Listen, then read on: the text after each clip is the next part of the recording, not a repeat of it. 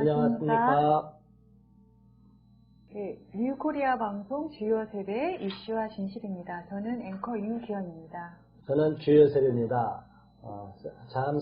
지난번 방송 이후로 잘 지내셨습니까? 다시 뵙게 돼서 반갑습니다. 네, 저번 주에 이어서요. 이번 주도 무소불위의 국가인권위원회의 만행이라는 그 주제로 한번 얘기를 더 나눠보도록 하겠습니다. 네. 네, 대표님, 저기 동반교연이라 그러는데요. 네. 이게 뭔가요? 동반교연에서 성명서를 냈다고 해요. 네네. 동반교연은 작년에 NAP 국가인권정책 기본계획을 반대하면서 동성애, 동성혼 반대 전국연합 이렇게 해서 동반연이 있었고요. 요거는 국민연합이 있었고, 동반교연은 동성애, 동성혼 반대 전국 교수연합.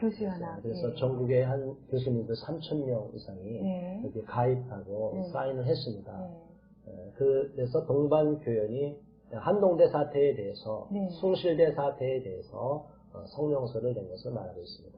그 성명서 내용 좀 설명해 주실 수 있으실까요? 네. 그 내용을 이제 화면을 좀 보면서 살펴보겠습니다. 이렇게 화면을 보면, 동반교연에서 성명서를 냈는데, 성매매, 다자성애, 동성애를 기본적인 권이라 옹호하고 헌법에 보장된 종교의 자유조차 무시하는 국가인권위원회를 강력히 규탄한다. 이런 내용이 담겨 있어요.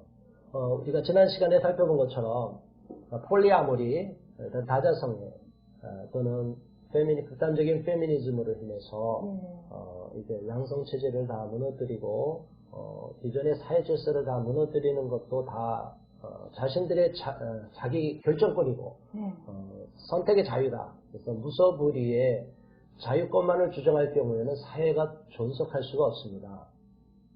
어느 사회든지 이제 우리가 배우면 사회계약론이라는 게 있지 않습니까? 그래서 사회가 서로 합의에 의해서 계약이 돼서 인류 문명이 발전하고 민주주의도 발전해 왔는데, 이제 이런 거는 자신들의 주장만이 무조건 옳다고 하면 다수의 인권과 다수의 권익을 침해하는 역차별의 문제가 발생하기 때문에 이것도 대단히 위험하다고 보는 것이죠. 그 내용에 이제 조금 더 살펴보면 여기 쭉 그렇게 설명이 되어 있는 내용, 이제 우리가 설명한 내용을 이제 좀 더 누구든지 이해할 수 있도록 시각적으로 볼 수 있도록 설명을 하고 있습니다. 그래서 특별히 이제 여기서 보면 한동대나 숭실대의 사태를 국가인권위원회가 인권의 문제라고 인권의 차별이고 인권 탄압의 문제다 이런 식으로 가져가서 건학 이념 자체를 아예 배제시켜 버렸어요. 자신들이 원하면 자신들이 사인으로서 얼마든지 그런 선택을 할 수도 있어요. 비난을 되든 안 되든 그거는 갈 수 있지만, 그러나 학교든 공동체 회사든 어느 조직이든 들어가면 그 조직의 규율이 있지 않습니까? 그거를 무시해버리고 무조건 그것을 인권의 문제로 가져가면 오히려 그들로 인해서 다수가 침해를 받고 불이익을 당하고 손해를 볼 수 있는, 만약 수업 시간에 남들은 다 수업에 집중하는데 어느 특정한 한두 명이 수업 시간에 계속 떠들고 시끄럽게 하면 수업을 어떻게 되는 거죠? 방해하는 거죠. 다른 사람에게 학습권을 침해하게 되는 거죠. 이제 이런 문제를 배제하고 무조건 그 사람들은 특별하니까 특별 우대해줘야 된다. 이것이 오늘날 변질된 인권의 문제라고 보고 있습니다. 더 나가서 다음 장을 이제 보시면 국가인권위원회는 도대체 무슨 권한으로 헌법에 보장된 종교의 자유조차 침해하는가? 우리 유 앵커님은 법학도 공부하신 거로 미국에서 알고 있는데 이 부분은 어떻게 보고 계셔요? 제가 알기로는 제가 아는 짧은 지식의 범위 안에서는 한동대나 숭실대가 사학기관으로서 헌법이 지금 부여하는 종교의 자유가 있습니다. 여기 도식에서도 보시다시피 종교의 자유의 그 한국 헌법, 우리 헌법에 보장된 종교의 자유가 3개 또 명문화되어 있는데요. 예배의 자유, 신앙교육의 자유, 선교의 자유 이렇게 있네요. 그러면은 한동대 같은 경우는 교육기관이니까 신앙교육의 자유가 헌법에 명시되어 있는 자유로서 한동대가 이 자유를 누려야 되는 권리가 있는 거죠. 근데 이제 이 자유가 어떻게 보면 거꾸로 침해되는 지금 현상이 발생한 거라고 할 수 있겠습니다. 그런데 국가인권위원회는 이걸 침해라고 보지 않는 거죠. 오히려 그 학생들을 인권을 탄압하고 그들의 인권을 침해했다고 거꾸로 해석을 하는 거죠. 그러니까 권학 인형 자체, 헌법에 보장된 이러한 예배와 신앙교육의 자유와 선교의 자유는 다 의미 없다고 보고 있는 거죠. 근데 제가 생각하기에는 굉장히 위험한 사고인데요. 왜냐하면 네. 헌법에 명문화되어 있는 그런 네. 자유를 무시하고 네. 지금 동성애나 이런 소수성애가 지금 인권으로 인정하라는 건데 네. 이해하기가 좀 어렵습니다. 그러게 말이에요. 미국에서 공부하고 오신 이후에 앵커님도 이해하기가 어려울 정도로 미국은 이미 동성 결혼이 합법화되어 있고 참여금지법이 다 통과된 나라지만 2015년도에 대법원에서 판결로 이제 사법 적극주의라고 이렇게 표현하는데 이게 민주사회는 다수결에 의해서 국회에서 이것이 법이 바뀌고 제정이 돼야 되는데 다수당이 집권당이 되는데 이거는 재판으로 가버려갖고 오히려 근소한 5대4로 통과가 돼버린 거죠. 참 너무나 안타깝습니다. 더 나아가서 오른쪽에 보면 국가인권위원회는 한동대와 숭실대에 대한 잘못된 결정을 철회하고 국민들 앞에 사과하라. 사실 그 내용들이 이제 화면에 쭉 나와 있습니다. 이제 이런 내용은 우리가 앞에도 얘기했지만 앞으로도 계속 반복이 될 겁니다. 왜냐하면 이런 사례가 아웃라인이지만 한 개인이 또 이 문제에 저촉이 돼서 국가인권위로 인해서 역차별을 당하고 심지어 송경진 교사라고 있습니다. 송경진 선생님은 전북구안의 황소중 선생님이었는데 오히려 모함을 받고 학생들한테 모함을 받고 다른 나쁜 선생님이 사주를 시켜갖고 학생들을 성추행했다고 그냥 누명을 쓰고 계속 학생인권 보호관한테 조사를 받다가 영장도 없이 계속 조사를 받다가 이제는 풀어질까 해도 완전히 절망시켜갖고 결국은 생을 포기하게 만들었습니다. 아주 이런 악랄한 것이 국가인권위원회고 국가인권위원회가 만들어놓은 학생인권 조례의 학생인권 옹호관이기 때문에 이런 것은 우리 사회를 좀먹고 다음 세대의 우리 청년들, 청소년들을 무너뜨리는 거기 때문에 우리는 좌시할 수 없고 이거는 도저히 묵과할 수 없다 이렇게 보고 있습니다. 이 국가인권위원회에서 한동대 조치를 지금 반대하고 나올 때 구체적으로 대강고등학교 사례를 들었어요. 그게 좀 뭔지 한번 설명해 주셨으면 합니다. 그거는 제가 또 알지만 이제 우리 앵커님께서 법을 또 전공하셨으니까 한번 그거를 시청자분들한테 좀 더 이해하기 쉽도록 간략하게 설명해 주시면 고맙겠습니다.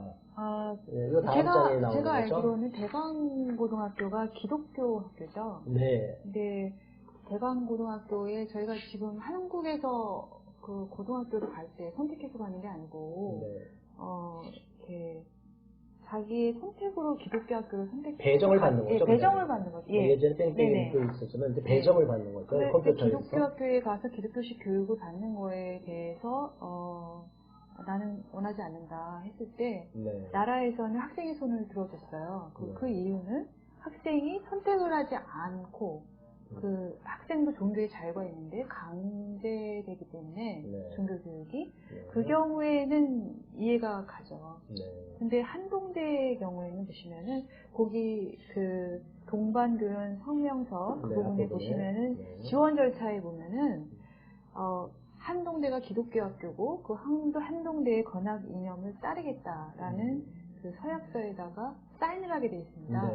그래서 지금 들꽃이라는 그 단체에서 활동하는 학생들도 다 이런 사인을 하고 들어온 학생들이기 때문에 학교와 학생 간에는 기독교에 기초하여서 서로 이렇게 배우고 또 따르겠다라는 합의가 있는 걸로 보여집니다. 그렇죠. 학생이 학교 들어가는데 그런 서약서 쓰지 않고 그 학교 갈 필요도 없고 또 본인이 정말 안 맞으면 그 학교 안 가면 되는 겁니다. 만약 종교적으로 안 맞다 그러면 그 학교를 선택하지 않고 또 그 학교의 방침이나 설립 이념이 나라 신념이랑 안 맞는다 그러면 가지 않으면 되는 거예요. 왜냐하면 학교 선택권은 대학생은 자기가 있기 때문에 자기가 선택할 수 있기 때문에 대강고 사례와 한동대 사례는 선택권의 문제가 전혀 다른 상황인데 이것을 국가인권위원회가 대강고 사례를 예시해서 한동대 사태의 그 학생들의 문제랑 이렇게 똑같은 문제라고 봤다는 것 자체가 도대체 국가인권위원회가 법을 아는 기관인지 아니면 아예 법을 무시한 무소불위의 법률기관이 초헌법적 기관인지 크게 의심스러운데 법을 공부한 유 앵커님은 어떻게 생각하십니까? 제 개인적인 사견으로는 이 국가인권위의 이번 그 시정 권고 명령이 헌법을 뛰어넘는 그런 행동이라고 생각합니다. 그 이유는 한동대도 당연히 신앙 교육의 자유가 있고 그다음에 이 학생하고의 관계를 볼 때는 학생이 학교의 방침에 따라가겠다고 동의를 하고 들어왔습니다. 그렇기 때문에 한동대의 이 신앙교육의 자유는 헌법적으로 보호를 받아야 되는 자유고요.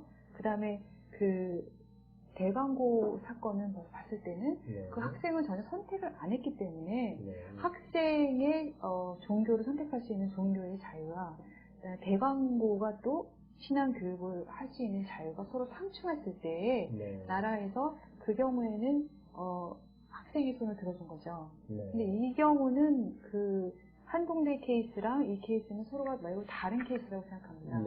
그렇군요. 자, 뭐 누구나 국민 상식적으로 보면 되잖아요. 꼭 법을 뭐 깊이 아는 그 분들도 있지만 법을 모르더라도 법도 국민의 법감정이라는 게 있지 않습니까? 그 상식적인 선에서 아니 대학은 자기가 좋아서 간 거고 아니면 많은 거고 근데 고등학교는 어쩔 수 없이 간 거고 그거랑 어떻게 똑같냐? 이거는 뭐 조금이나 공부한 우리 중고등학생도 아는 범인데 이거를 국가인권위원회가 인권의 문제로 덤터기를 씌워서 자기들의 그 목적을 달성하기 위해서 대강고 사례를 끌어왔다. 이거는 경강부회고 이건 법리적으로도 이거는 비약이고 논리적으로 안 맞지 않습니까? 이런 부분은? 만약 이런 식으로 주장했다가 재판에서 만일 송사 문제가 되면 이게 사실은 승소할 확률이 있을까요? 이런 식으로 개변을 피면? 국가인권위원회가 정부기관이지 않습니까? 정부기관이 운영될 때는 가장 기초적인 그런 펀더멘털이라 그러죠. 가장 기초적인 게 뭐냐면 헌법을 수호해야 되는 것이거든요.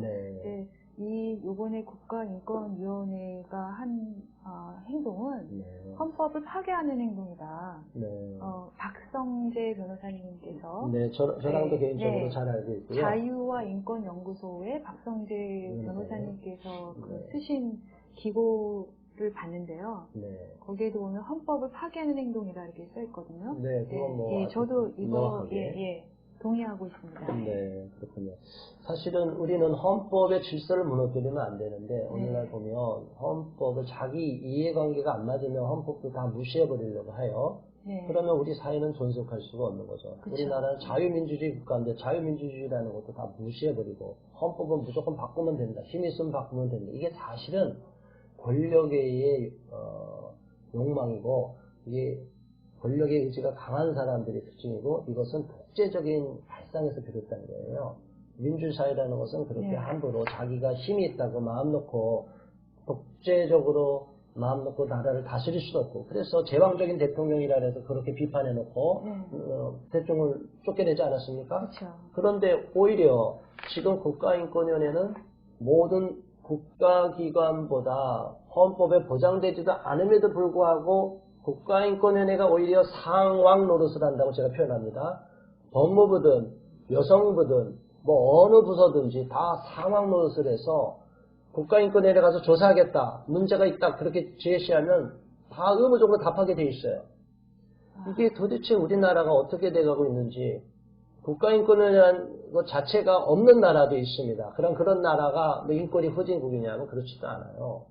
그러니까 우리는 너무나 인권을 특정한 이해관계에 있는 사람들, 목적을 갖고 있는 사람들이 인권을 자꾸 악용하고 자기들의 유리한 쪽으로 인권팔이 장사꾼처럼 인권을 자신의 이익의 달성의 도구로 사용하고 있기 때문에 우리는 절대적으로 그런 가짜 인권에 속아 넘어가서 안 된다고 저는 분명하게 주장하고 있는 것입니다. 네, 그리고 제가 좀 더 하고 싶은 말씀이 있는데, 네. 국가인권위에서 어떤 권고를 하거나, 그 기관에다가 어떤 압박을 할 때가 있는데요.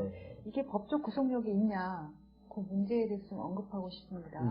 근데, 제가 알기로는 법적 구속력은 없다고 알고 있어요. 그냥 사회적인 어떤 압박을 통해서 의무를 좀 강제하고 있는 거지. 박 변호사님도, 박성주 변호사님도 그 얘기 분명히 지적하고 계셨죠. 그러니까 권고인데, 권고가 마치 명령이고 법규인 것처럼 이야기를 해요. 더 나가서 국가인권에는 그럼 무슨 백으로 그렇게 하느냐? 청와대 백이냐? 그 이전에 유엔의 백이라고 보는 거예요. 유엔이 인권이사회와 인종차별철폐위원회, 인권이사회, 자유권규약위원회 이렇게 이쪽에서 계속 이런 인권 문제를 다루고 또한 유엔의 전체에서도 또 유엔의 총회에서 뭐 결의를 하잖아요. 그러면 유엔은 뭐 인권을 중시하는 건 또 기본적인 건 좋아요. 약자를 보호하는 거. 그런데 거기에는 각 나라 규범에 맞지 않고 또한 각 나라의 주권을 다 무너뜨리고 또 각국이 수용하기 어려운 난민 문제라든가, 가짜 난민이라든가, 불법 체류자 문제라든가, 또 동성애 문제라든가, 사실은 전 세계적으로 보면 동성애를 금지하는 나라도 많습니다. 저는 그걸 찬성하고 뭐 처벌하겠다 이런 얘기는 절대 생각하지 않아요. 왜냐하면 나중에 그것이 부메랑이 돼서 오히려 동성애자를 처벌한 나라는 그 미안함과 죄책감 때문에 이런 차별금지법을 일방적으로 수용해주고 오히려 더 많은 특권을 부여해줘 버렸어요. 그래서 오히려 역차별의 문제가 발생하게 됐거든요. 저는 그것을 동의하지 않고 동성애자들은 얼마든지 본인들이 우리나라에서는 자유입니다. 법적으로 처벌하지도 않습니다. 권장하지도 않습니다. 그것은 개인의 선택권에 달려있는 문제예요. 그런데 그들은 엄청나게 박해받고 피해받고 혐오를 당했기 때문에 차별을 받았기 때문에 우리는 유럽과 미국처럼 그런 엄청난 차별을 받았기 때문에 우리나라도 차별금지법을 제정하라 이거 된 거예요. 아니 말도 안 되는 얘기예요. 미국의 스톤홀 항쟁부터 그런 폭동이 일어나서 엄청나게 미국은 이렇게 게이들이 많이 박해를 받고 사실은 감옥에도 가고 전환치료도 당하고 고문도 당해서 죽는 사람까지 있었어요. 유럽도 그랬습니다. 그러나 우리나라는 그렇지도 않죠. 또 인종청소, 제노사이드라고 해서 2차 세계대전 때 얼마나 많은 사람이 죽임을 당했습니까? 이제 거기에 대한 반대급부로 이제는 어떤 사람도 인권은 차별받으면 안 된다. 이것이 세계인권선언의 정신이고 그런 연장선상에서 인권운동이 활성화됐는데 이제 이것이 법으로까지 명문화되면 어떤 문제가 발생하냐면 차별금지법 지금까지 이렇게 발의된 내용을 보면 기분 나빠도 고소하면 벌금형과 처벌, 법적 처벌이 받으시게 돼 있어요. 벌금뿐이 아니라 실질적으로 감옥에 갈 수도 있는 이런 무서운 것 가지고 복제입법을 만들어 놨습니다. 이게 말이나 됩니까? 문명사회에서 오히려 반문명적으로 퇴보하고 있다고 보는 것이고 이것을 선진국에서 했기 때문에 당연히 우리나라도 따라와야 된다. 이건 문화 사대주의고요. 그 나라의 역사적인 배경과 우리나라의 배경은 전혀 다르기 때문에 그걸 동일시의 오류라고 그러는데 동일시에 빠져서는 안 된다고 보는 거죠. 그러니까 이런 부분을 우리 시청자분들께서도 정확하게 인식하시면 좋겠습니다. 네, 지금 인권위가 이제까지 활동해왔던 거를 보면은 동성애를 하나의 인권이라고 그냥 인정하고 굉장히 그 이쪽으로만 옹호하는 편향성을 지금 보여주는 것 같아요. 그러게 말입니다. 설명 부탁드립니다. 예, 오늘도 사실은 오늘이 이제 1월 18일입니다. 오늘 인권위 규탄 집회를 하고 왔습니다. 신년 집회로 자유인권 실천 국민행동에서 지난 연말에도 했고 지난해도 했고 사실 자유인권 실천 국민행동은 태동한 지 얼마가 되지 않습니다. 그동안 제가 반동성애 기도시민연대와 햇세드 결혼문화선교회로 활동을 많이 했다가 이제 우리에게 다가오는 인권의 문제가 북한 인권 문제까지 포함해서 너무나 다양한 문제가 있기 때문에 이걸 다 아우르기 위해서는 조금 더 큰 단체를 만들어야 되겠다 생각해서 자유인권 실천 국민행동을 지난해 11월에 태동을 시켰습니다. 그래서 지금 많은 분들과 함께 뜻을 모아서 운동하고 있는데 국가인권위원회가 이렇게 편향성을 갖고 있으면서도 제가 국가인권위원장 면담 신청을 해도 받아주질 않았어요. 굉장히 어렵습니다. 그리고 일반인들이 저희가 이제 피켓팅을 하고 국가인권위원회에서 제가 5개월째 지금 1인 시위를 계속 하고 있습니다. 월요일부터 금요일까지 계속 하루도 빠지지 않고 계속 1인 시위를 하고 있는데 지나가면서 사람들이 억울해서 저희한테 호소하고 가는 사람이 있어요. 어떤 경우냐면 동성애자나 가짜난민이나 외국인들, 불법 체류 이런 사람이 아닌데 일반 우리 대한민국 국민인데 억울한 걸 당한 거예요. 회사든 개인적으로든 회사를 통해서. 근데 들어가서 얘기하면요 뭐라고 얘기했냐고 했더니 막 찢고 막 난리가 난 거예요. 화를 내고. 국가인권을 해체시켜야 된다고. 이게 자신들의 소관 상황이 아니라고 얘기했어요. 국가인권위원회가 소관 상황이 하고 있는 것은 그렇다면 자신들의 입맛에 맞는 특정한 소수자들에게만 인권의 문제를 있고 나머지 사람들은 지금까지 인권의 혜택을 많이 누려왔기 때문에 무시해도 된다. 이런 역차별 논리가 아주 팽배합니다. 그래서 여기에 강자들은 혐오 발언을 당해도 상관없다. 그러나 약자들에 대해서는 어떤 혐오 발언도 법적으로 처벌해야 된다. 이런 무서운 복제입법을 획책하는 것을 법을 공부한 사람들이 이것을 구상하고 주장한다는 것은 정말 그들의 마음이 악한 의도를 갖고 있지 않으면 그런 비합리적이고 불합리한 법을 만들라고 얘기할 수가 없는데 지금 오늘날 전 세계적으로 인권운동이 변질돼가고 타락했기 때문에 저는 이렇게 보는 것이고 국가인권위원회가 그만큼 그들의 특정한 소수자들만을 우대하는 편향성을 갖고 있기 때문에 많은 국민들로부터 지금 지탄을 받고 있다고 보고 있습니다. 국가인권위원회에서 말하는 동성애라는 게 인권이 아니다라고 이제 말씀하시는 것 같은데 그 부분을 설명을 좀 해주시죠. 그러니까 국가인권위에서는 무조건 동성애의 문제를 보면 LGBT 이렇게 나오죠. AIQ 이렇게 쭉 나가고 이제 젠더를 따지면 이제 수도 없는 수십 가지를 페이스북에 가입할 때도 영국 같은 경우는 70가지가 넘는다고 하는데 그 젠더라는 것은 자기가 선택할 수 있는 사회적성을 말하고 LGBT도 사실은 자기가 선택한 것이라고 생각하는 거예요. 근데 나는 타고났다고 보는 거죠. 그 사람들은 선천성을 주장해요. 근데 지금까지 선천적이라는 것은 유전이 돼야 되는데 유전으로 된 경우가 없어요. 과거에 해머가 주장했다가 그것도 다 없어지고.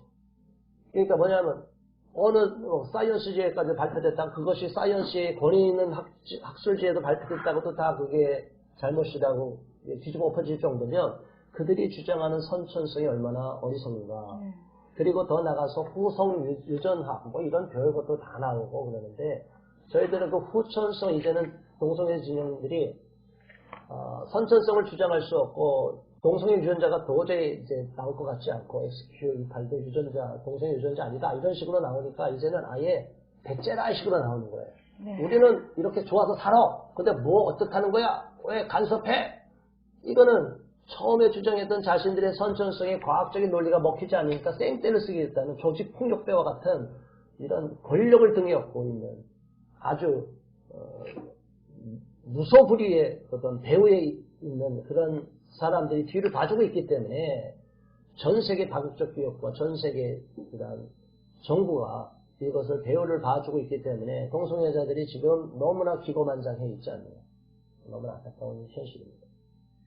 국가인권위원회가 이들만을 입장을 지지하고 대변하고 있다는 것은 너무나 안타깝고요. 또한 국가인권위원회 위원들이 구성이 돼서 지난 정부까지는 기독교인들도 한 분씩 인권위원으로 들어가 있었다고 하는데 2018년 작년이죠. 2018년 1월 15일 이후로는 인권위원 자체에 기독교인이 없어졌다고 그래요. 이런 것은 다른 종교는 다 없어져야 되는데 오히려 다른 불교나 이런 쪽은 남겨두고 기독교를 대변하는 목사들은 거기에서 위원회에서 아예 배제를 시켜버렸다는 것은 이들이 또 먼저 편향성을 지적하지 않을 수가 없습니다. 종교 편향의 가능성이 많이 보이는군요. 네, 그런 부분까지도 있습니다. 그러면은 이제 이번에 그 한동대 사건을 통해서 국가인권위원회의 성격이 좀 많이 드러난 걸로 보이는데, 그렇죠. 이제 결론적으로 말씀하실 때 국가인권위원회는 어떻게 해야 되는지 한번 결론적으로 말씀해 주시기 바랍니다. 네.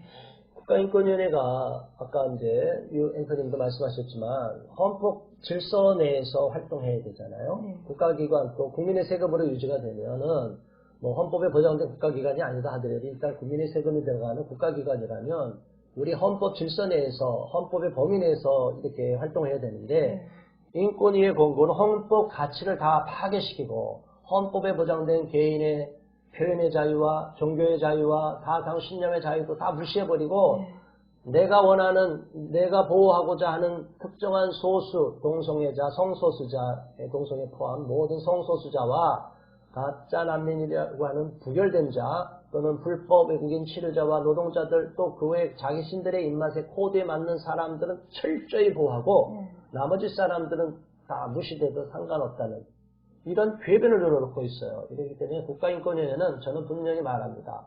국가인권위원회는 해체시켜야 됩니다. 국민의 세금이 아깝습니다. 대한민국에 국가인권위 없어도 우리 국민들의 인권 수준이 높아졌고 지금 대한민국에서는 인권 침해가 그렇게 많이 되지 않아요. 오히려 국가인권위원회를 특정한 집단이 자신의 이익 달성을 위해서 이용하고 있는 이런 인권파리 장사꾼들이 있기 때문에 우리는 오히려 인권위원회가 해체시키고 이제 구진성을 탈피해서 우리 대한민국은 이만큼 선진화됐기 때문에 민주화됐기 때문에 더 이상 인권 침해가 그렇게 많이 발생하지 않고 있기 때문에 지난날의 군사독재 정권처럼 그렇게 많이 짓밟히지 않고 있기 때문에 국가인권위원회는 이제 소임을 다했고 그 역할을 종료하고 새롭게 완전히 거듭나고 새롭게 이제 개편되고 전면 개편으로 새롭게 탄생해야 된다고 봅니다. 그래서 국가인권위원회를 바라볼 때 지금까지 너무나 인권의 문제를 다뤄서 많은 분들이 겁을 먹었어요. 아, 인권은 아무도 손을 댈 수 없지.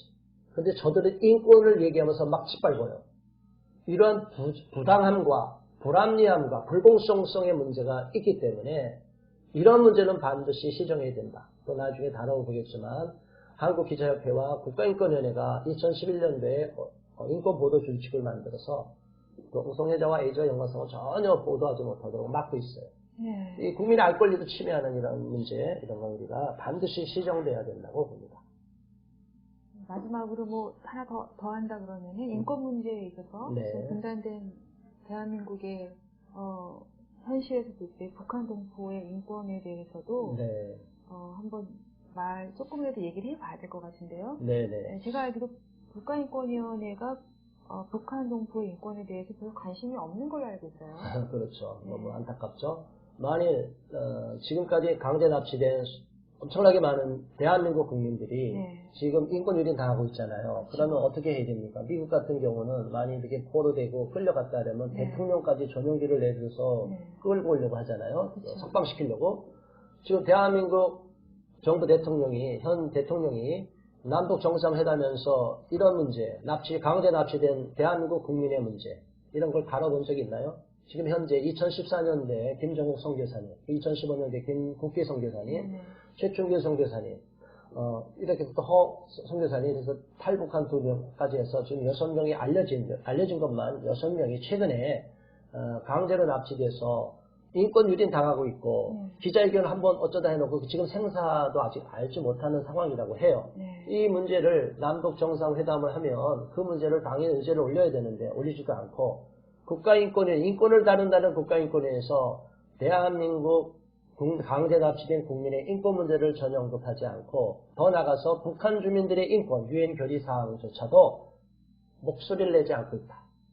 그러면 국가인권위는 국민의 세금으로 존속할 가치가 있다고 보십니까, 시청자 여러분? 답은 여러분이 찾으시기 바랍니다.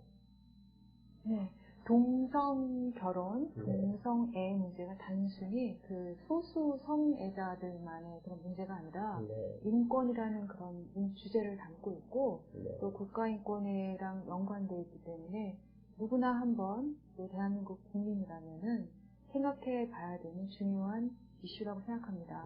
오늘 또 토론을 통해서 이 부분에 대해서 각 개인적으로 더 많이 생각하는 그런 기회에 도움이 되었으면 좋겠습니다. 네, 감사합니다. 감사합니다. 네, 다음 시간에 또 뵙겠습니다.